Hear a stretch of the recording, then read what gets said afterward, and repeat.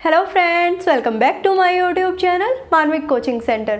Friends, आज की class में हम क्लासिकल कंडीशनिंग थ्योरी पढ़ने वाले हैं, यानी कि शास्त्रीय अनुबंधन का सिद्धांत, जिसको हम संबंध प्रतिक्रिया का सिद्धांत भी कहते हैं। ये हमें दिया था इयोन पावलोव ने। तो शास्त्रीय अनुबंधन का सिद्धांत पढ़ने से पहले हम थोड़ा सा पावलोव साहब के बारे में जानेंगे। पावलोव शास्त्रीय अनुबंधन का सिद्धांत किसने दिया था? प्रतिपादक बोल सकते हो आप, किसने दिया था? पावलोव जी ने। ठीक है, ये जो पावलोव साहब थे ये रूस के मनोवैज्ञानिक थे। रूस के मनोवैज्ञानिक थे।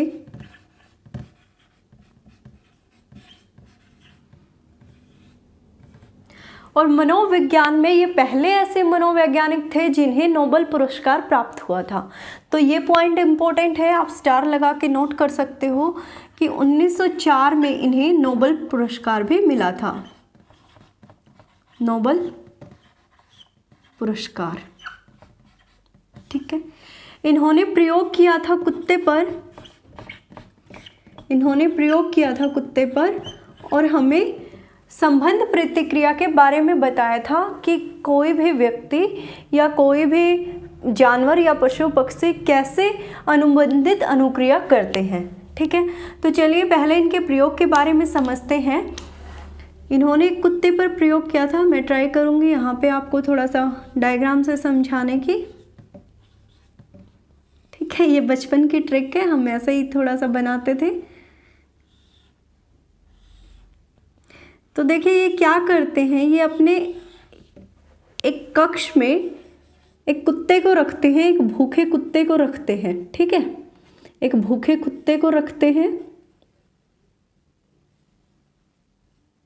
ठीक है, ये एक ऐसे कक्ष का निर्माण करते हैं जहां पर कुत्ते को रखा जाता है और कुत्ते के सामने भोजन स्वतः चालित मशीन से पहुंचाया जाता है। इनकी लार ग्रंथि के साथ इस तरीके से अटैच किया जाता है यंत्र को कि उसकी लार को भी मापा जा सके। ठीक है, तो हम सेटअप तो समझ गए, आपकी लार को मापने के लिए वो एक यंत्र का प्रयोग करते हैं। हम जनरल भाषा में समझने की कोशिश करेंगे कि कुत्ता भूखा है। ठीक है, भूखा कुत्ता है। ठीक है, पावलोव क्या करते हैं, भूखे कुत्ते के सामने भोजन लेकर आते हैं। ठीक है, भूखे कुत्ते के सामने भोजन लेके आते हैं तो कहता है कि कुत्ता क्या है, भोजन को देख के कुत्ते की जो है लार टपकना शुरू हो जाती है। भूखा है कुत्ता, ठीक है, उसके सामने उसका फेवरेट खाना आएगा तो क्या, वो रूम में बंद है। ठीक है, वो एक कक्ष में बंद है, तो क्या हो रहा है, उसकी लार टपकना शुरू हो जाती है। तो वो कहते हैं कि जो भोजन है वो एक स्वाभाविक उद्दीपक है। ठीक है, ये भोजन है और ये कुत्ते की लार टपक रही है। ये कहते हैं भोजन जो है वो एक स्वाभाविक उद्दीपक है। स्वाभाविक उद्दीपक। ठीक है, अब इस उद्दीपक को देख के कुत्ता क्या अनुक्रिया कर रहा है, उसकी लार टपकने लग गई। ठीक है, इसको हम बोलते हैं स्वाभाविक अनुक्रिया। स्वाभाविक अनुक्रिया। ठीक है, लार टपकना क्या है? ठीक है, देखिए हम इसको उद्दीपक को क्या बोल सकते हैं, स्टिमुलस बोल सकते हैं। उद्दीपक को क्या बोल सकते हैं, स्टिमुलस बोल सकते हैं। ठीक है, और लार टपकना क्या है, उसकी अनुक्रिया है, उसकी क्रिया है। भोजन को देखते ही उसके मुंह से लार टपकने लगी, तो इसको हम क्या कह सकते हैं, रिस्पॉन्स। ठीक है, तो ये अनकंडीशनल स्टिमुलस है और ये अनकंडीशनल रिस्पॉन्स है। ठीक है, अब इनके प्रयोग को समझते हैं।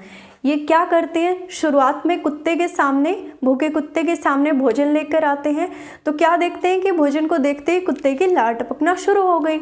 अब वो उस लार की मात्रा को माप लेते हैं। ठीक है, फिर ये क्या करते हैं, अभी क्या था, अभी यहाँ पर अनकंडीशनल स्टिमुलस था, यानी कि स्वाभाविक उद्दीपक था। ठीक है, खाना आया और स्वाभाविक रिस्पॉन्स मिला हमें। ठीक है, स्वाभाविक है, किसी के साथ भी ऐसा हो सकता है कि अगर कोई भूखा है उसके सामने अगर उसका फेवरेट खाना आ जाए तो मुंह से लार टपकना शुरू हो जाएगी। तो कुत्ते के साथ भी ऐसा ही हुआ, उसने रिस्पॉन्स दिया जिसको अनकंडीशनल रिस्पॉन्स कहा है। तो इस पे भी क्वेश्चन पूछा जाता है, इसको UCS बोलते हैं, ठीक है, UCR बोलते हैं, सॉरी रिस्पॉन्स की बात हो रही है, और इसको UCS बोल सकते हैं, ठीक है। पहले ये हुआ, फिर क्या करता है पावलोव, क्या करता है, अब एक कंडीशन लगा देता है। अब वो क्या करता है, एक घंटी बजाता है, कुत्ते को खाना देने से पहले घंटी बजाता है, घंटी बजेगी खाना आएगा, घंटी बजेगी खाना आएगा, बार बार यह क्रिया चलती रही। तो उन्होंने अब क्या किया, एक कंडीशन लगा दी, ठीक है, एक कंडीशन लगा दी कि घंटी बजेगी,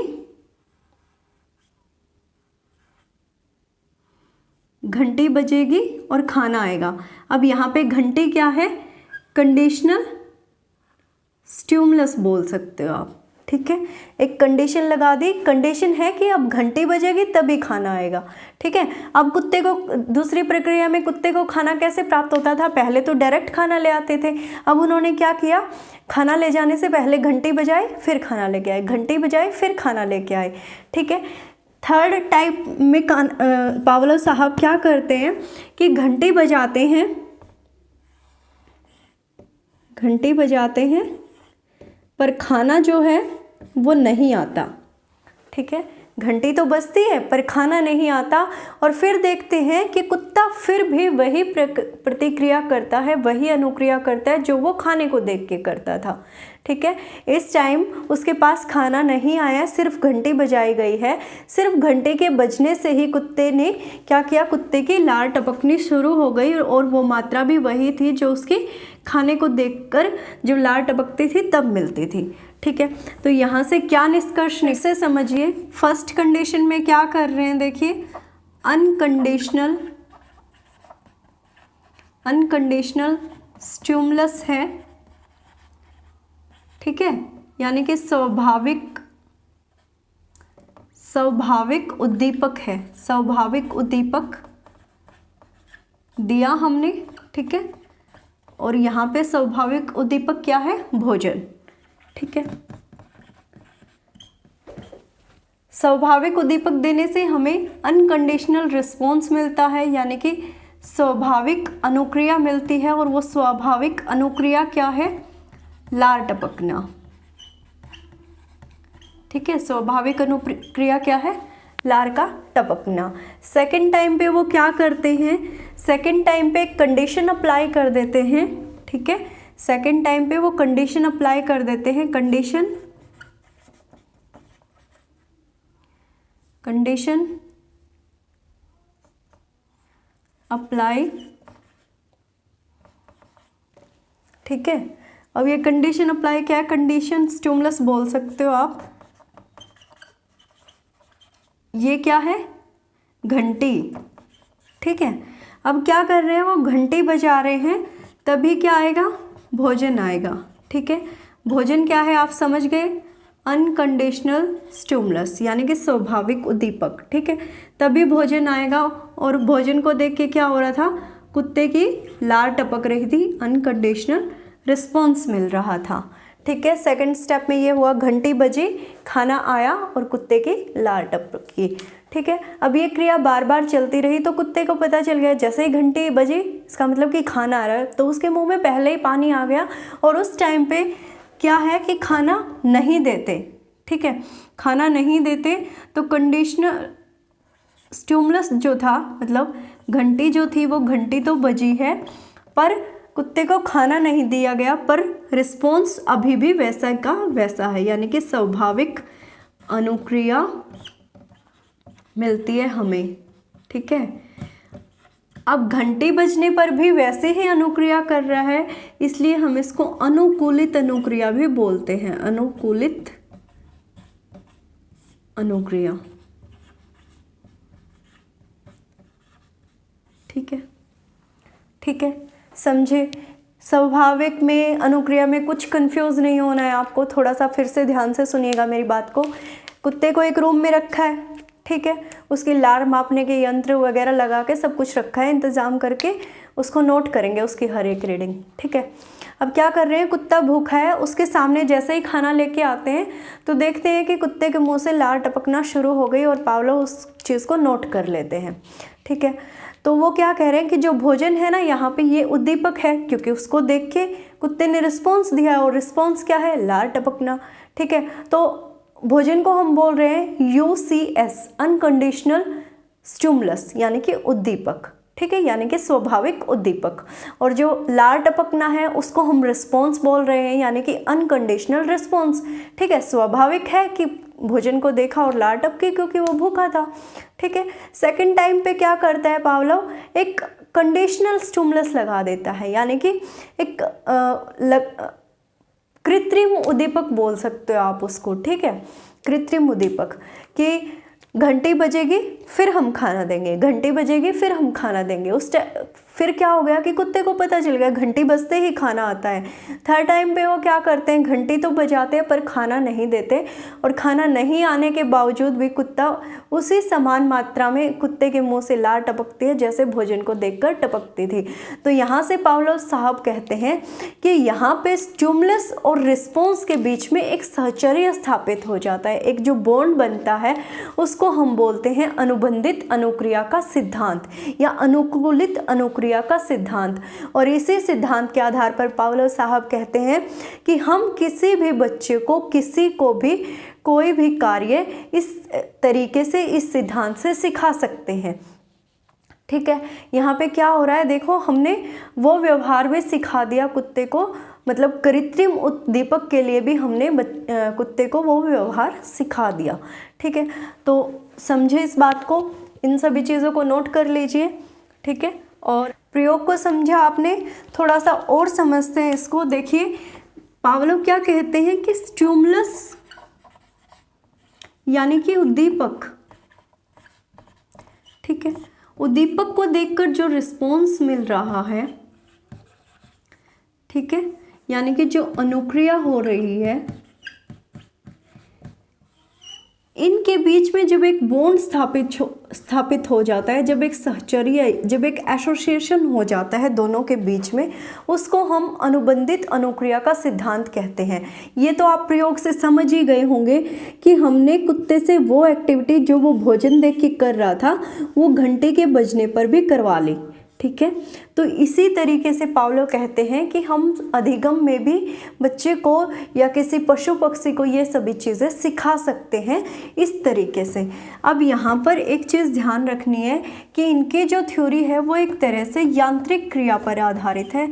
यहाँ पे कुत्ते को एक मशीनी तौर पर देखा जाए तो मशीनी तरीके से कार्य लिया गया है, तो यांत्रिक तौर पर जो इनका प्रयोग है वो हुआ है। ठीक है, इनके प्रयोग को हम मंद बुद्धि बच्चों के लिए महत्वपूर्ण मानते हैं, मंद बुद्धि बच्चों के लिए महत्वपूर्ण मानते हैं।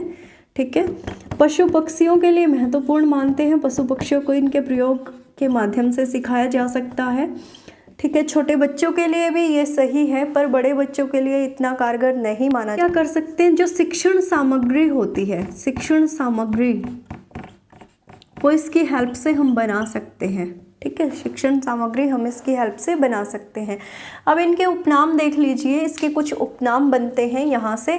देखिए, एक तो यही बन गया कि सहचर्य स्थापित होता है, एक संबंध स्थापित होता है। जो कुत्ता जो बाद में प्रतिक्रिया कर रहा था ना, ठीक है, मतलब घंटी को देख के भी उसके मुंह से जो लार टपक रही थी, इसको हम सहज प्रतिक्रिया सिद्धांत भी कह सकते हैं। ये एक सहज प्रतिक्रिया है। ठीक है, क्योंकि उसको पता था घंटी बजते ही खाना आएगा। अब उसको ये थोड़े ना पता था कि आज नहीं मिलेगा तुझे। ठीक है, तो उसकी तो आदत बन गई थी कि घंटी बजते ही मुझे खाना मिलना है, तो उसके मुँह में तो पहले ही पानी आ गया। तो उस क्रिया को हम सहज प्रतिक्रिया बोलते हैं, इसलिए इस सिद्धांत को हम सहज प्रतिक्रिया सिद्धांत भी बोल सकते हैं, या फिर संबंध प्रतिक्रिया सिद्धांत। ठीक है, तो कुछ उपनाम कर लीजिए इसके। सहज प्रतिक्रिया सिद्धांत भी हम इसको कह सकते हैं, प्रतिक्रिया सिद्धांत।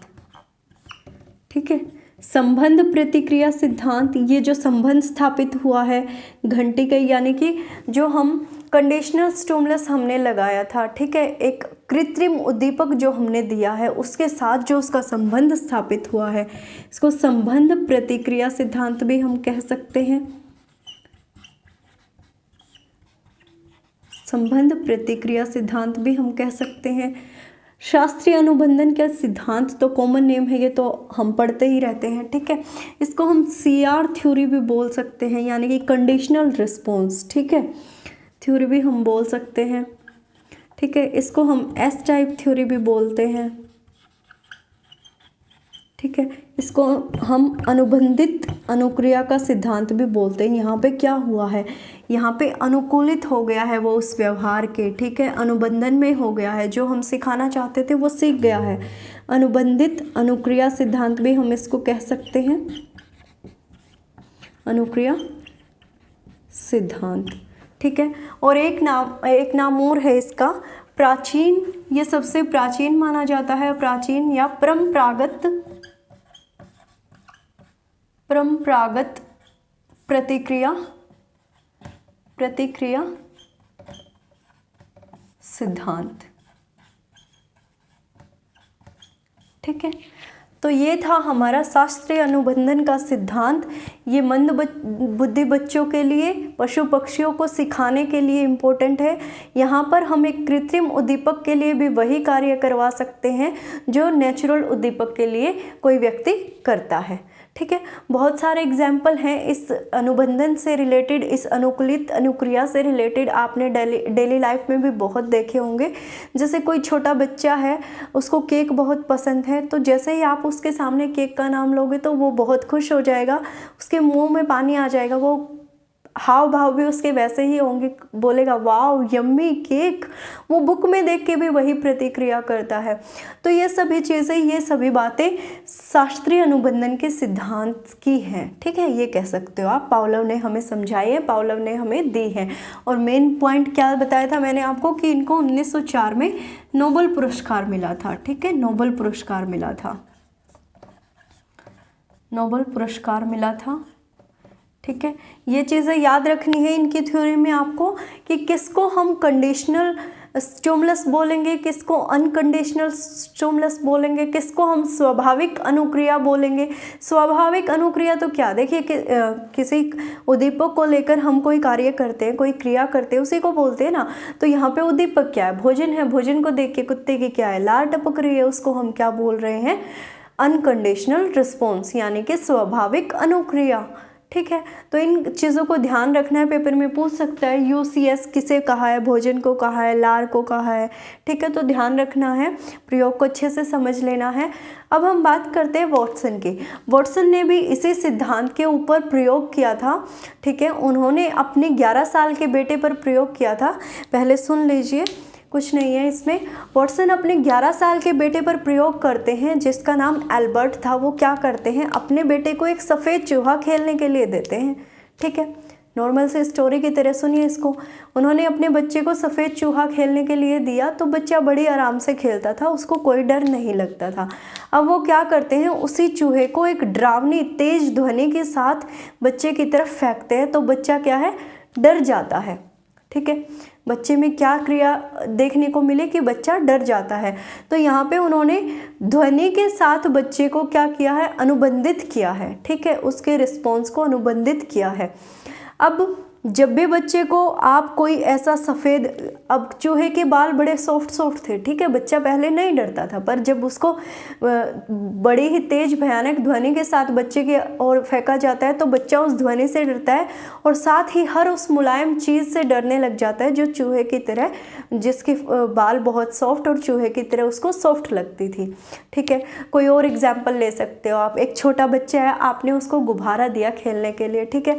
जब वो गुब्बारे के साथ खेल रहा था तो खेलते खेलते उसका गुब्बारा फट जाता है, फूट जाता है, तो क्या होता है, बच्चा वहाँ पे डर जाता है। अब फिर कभी भी आप उसको गुब्बारे के साथ खेलने के लिए उसको गुब्बारा दोगे तो बच्चा क्या करेगा, उस गुब्बारे से डरेगा। क्यों? क्योंकि उसने अपने जो नेचुरल उसकी जो प्रतिक्रिया थी वो उसके साथ अनुकूलित हो गया है, वो अनुबंधित हो गया है उस भय से, ठीक है। जो पहली बार जब उसका गुब्बारा फूटा था, तो अब जब वो गुब्बारा देखता है अपने हाथ में, तो उसको वही भय, वही अनुबंधित अनुक्रिया याद आ जाती है, वही उसका रिस्पॉन्स याद आ जाता है कि वो कैसे डर गया था। तो उसी डर की वजह से अब वो गुब्बारे से खेलने से इनकार कर देता है। तो ऐसे बहुत सारे एग्जाम्पल आपको डेली लाइफ में देखने को मिल जाएंगे। तो ध्यान रखने के लिए आप यहाँ लिख सकते हो कि वॉटसन ने 1921 में अपने 11 साल के बेटे एल्बर्ट पर प्रयोग करके देखा था। और प्रयोग में क्या किया था इन्होंने, सफ़ेद चूहे को खेलने के लिए एल्बर्ट को दिया था, और फिर बाद में एक भयानक ध्वनि के साथ, भयानक ध्वनि के साथ, याद रखने के लिए शॉर्ट में लिख सकते हो, भयानक ध्वनि के साथ ही वो सफ़ेद चूहे को एल्बर्ट को देते हैं। एल्बर्ट क्या है, क्या निष्कर्ष निकल के आता है कि एल्बर्ट अब हर नरम बाल वाली सॉफ्ट चीज़ें जो उसे ऐसी लगती थी उनसे डरने लग जाता है। ठीक है, एक डर स्थापित हो जाता है। और इसी बात पर वॉटसन ने कहा था कि आप मुझे कोई भी बच्चा दो, आप उसे जैसा कहोगे मैं वैसा बना दूंगा। ये कथन बहुत फेमस है वॉटसन का, आप इसे कॉपी में नोट भी कर सकते हो कि तुम मुझे एक बच्चा दो और तुम मुझे जो कहोगे मैं उसे वही बना दूंगा। ठीक है, तो ये किसके आधार पर कहा था उन्होंने भी शास्त्रीय अनुबंधन का सिद्धांत का फेवर किया है। उन्होंने भी इसके ऊपर एक्सपेरिमेंट करके देखा था और कहा था कि ये बात बिल्कुल सही है। ठीक है, तो सकते हो आप इसको प्रत्यावर्तन का सिद्धांत, नाम बहुत सारे बन जाते हैं तो आप इंग्लिश में याद रखिएगा। ठीक है, क्लासिकल कंडीशनिंग। ठीक है, तो ये प्रयोग किया था वाटसन ने और IP पावलोव ने। ठीक है, तो आज के वीडियो में इतना ही। मिलते हैं नेक्स्ट वीडियो में एक और इम्पोर्टेंट टॉपिक के साथ। तब तक आप वीडियो को लाइक, शेयर और सब्सक्राइब ज़रूर कर दीजिएगा।